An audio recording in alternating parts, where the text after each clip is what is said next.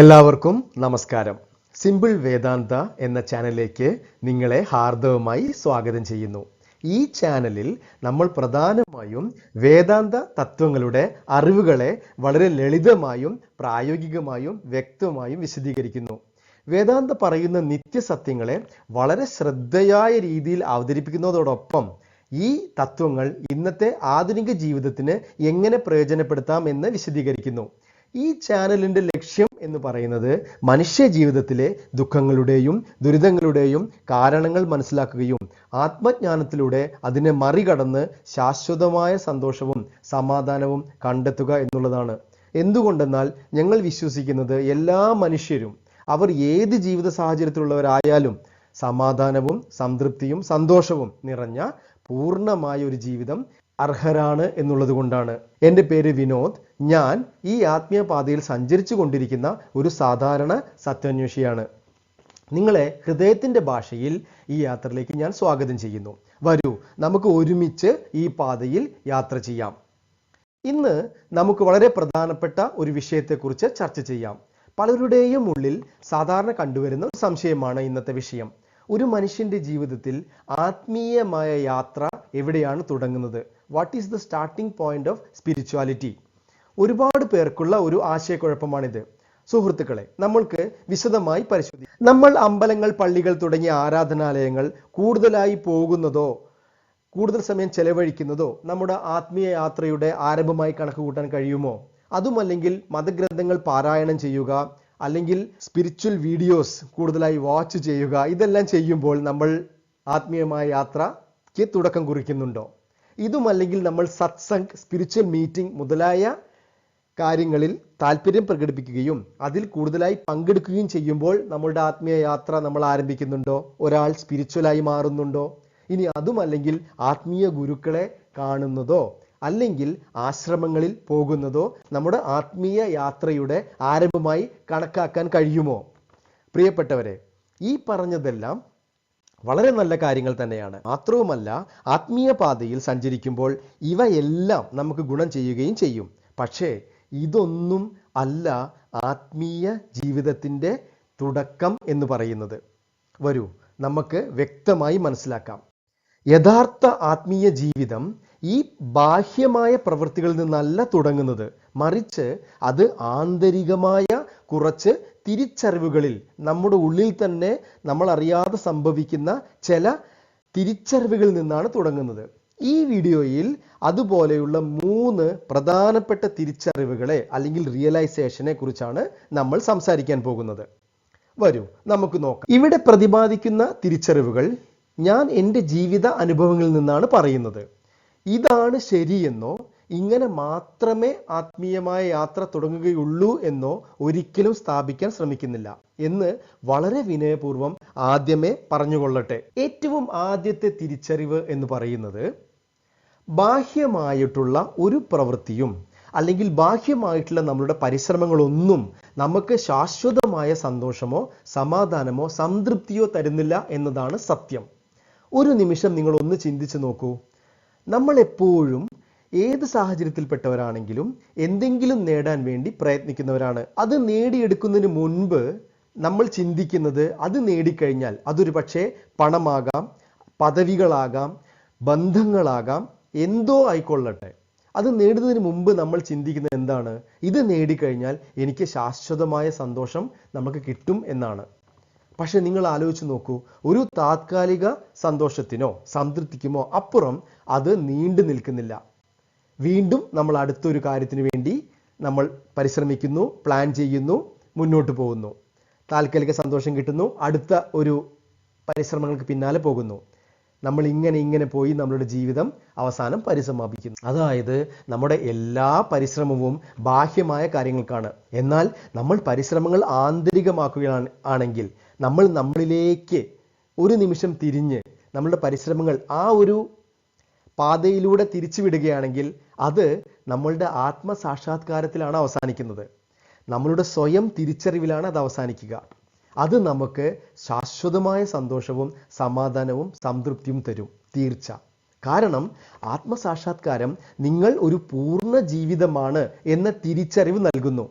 എന്നാൽ അതിനർത്ഥം നമ്മൾ ബാഹ്യമായ എല്ലാ പരിശ്രമങ്ങളും ഉപേക്ഷിക്കണം എന്നല്ല.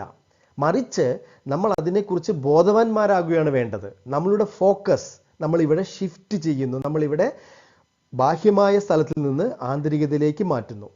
ഈ തിരിച്ചറിവ് നിങ്ങളുടെ ആത്മീയ യാത്രയ്ക്ക് തുടക്കം കുറിക്കും.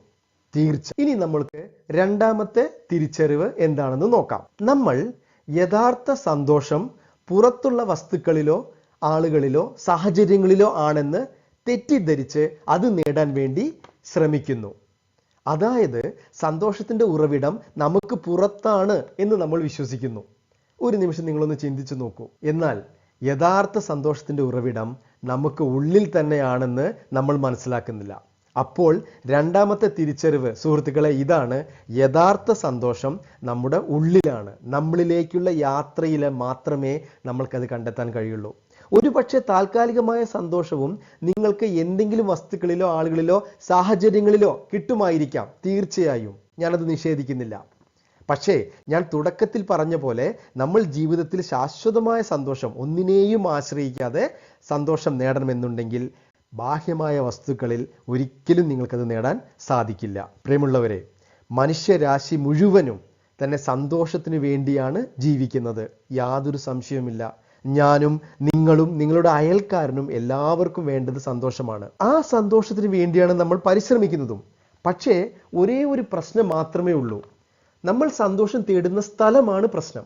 അത് ശരിയായ സ്ഥലമല്ല.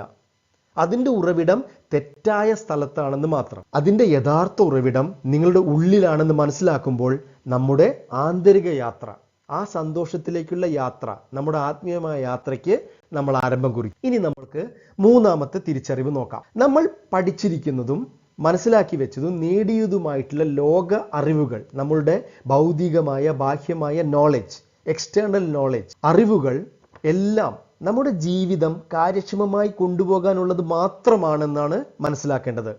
നമ്മൾ സ്കൂളിലും വലിയ വലിയ കോളേജുകളിലും പോയി നേടുന്ന അറിവുകൾ പരിമിതമാണ് എന്നാണ് ഞാൻ ഉദ്ദേശിക്കുന്നത്. ക്ഷമിക്കണം, ഒരു പക്ഷേ ഒരുപാട് അറിവുകളും വിദ്യാഭ്യാസ യോഗ്യതയുള്ള ഒരു വ്യക്തിയായിരിക്കാം നിങ്ങൾ. നിങ്ങളുടെ വിദ്യാഭ്യാസത്തിനെ കുറച്ച് കാണുകയല്ല ലക്ഷ്യം. വിദ്യാഭ്യാസത്തിനെ വളരെ ബഹുമാനിക്കുന്ന ഒരു വ്യക്തിയാണ് ഞാൻ. പക്ഷേ ഞാൻ ഇവിടെ അതിൻ്റെ പരിമിതിയെക്കുറിച്ച് മാത്രമാണ് സൂചിപ്പിക്കുന്നത്. അത് പറയുന്നത് ഒരു ആത്മീയ തലത്തിൽ നിന്നുകൊണ്ടാണ്. ബാഹ്യമായ വിദ്യാഭ്യാസം നമുക്ക് ഒരുപാട് ഗുണങ്ങൾ ചെയ്യുന്നുണ്ട്, എല്ലാം ശരി തന്നെ. നമ്മൾക്കറിയാം, മരുന്നുകളെക്കുറിച്ചുള്ള നമ്മളുടെ അറിവുകൾ എത്രയോ ജീവൻ രക്ഷിക്കുന്നു. ശാസ്ത്ര സാങ്കേതിക വിദ്യയുടെ മുന്നേറ്റം, ജീവിത സാഹചര്യങ്ങളുടെ മുന്നേറ്റം എല്ലാം വിദ്യാഭ്യാസം കൊണ്ട് മാത്രമേ സംഭവിക്കുകയുള്ളൂ. പക്ഷേ ഈ അറിവുകൾക്കൊന്നും നമ്മുടെ ആന്തരിക ദുഃഖത്തിനെ പൂർണ്ണമായി ഇല്ലാതാക്കാൻ കഴിയുന്നില്ല.